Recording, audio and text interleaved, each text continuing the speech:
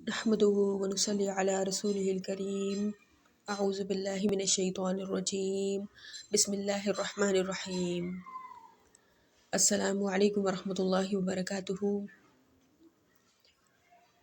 روزہ کوئی نئی عبادت نہیں تھی۔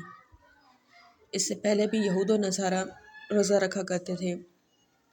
حضرت مریم علیہ السلام کو اللہ تعالیٰ نے 3 دن نہ بولنے اور کسی سے ہم کلام نہ ہونے کا روزہ رکھنے کی تاکید فرمائی۔ رسول اللہ صلی اللہ علیہ وسلم سے پہلے یہود 10 محرم عاشورہ کا روزہ رکھا کرتے تھے۔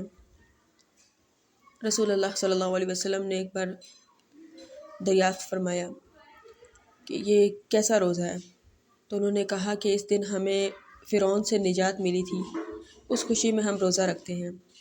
رسول اللہ صلی اللہ علیہ وسلم نے فرمایا ہم موسیٰ علیہ السلام کے تم سے زیادہ حقدار ہیں، تو ہم بھی روزہ رکھیں گے۔ لہٰذا آپ صلی اللہ علیہ وسلم نے 10 محرم کا روزہ رکھنے کا حکم فرما دیا۔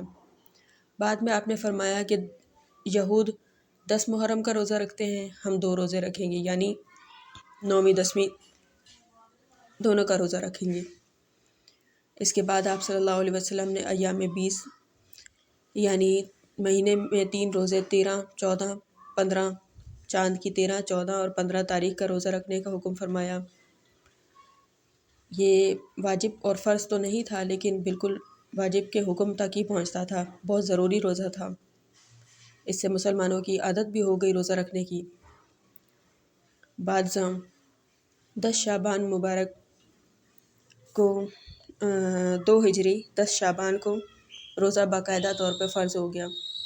فرمان باری تعالیٰ ہے کتب علیکم الصیام، تم پہ روزے فرض کر دیے گئے ہیں۔ وآخر دعوانا ان الحمد للہ رب العالمین۔ جزاک اللہ خیرا۔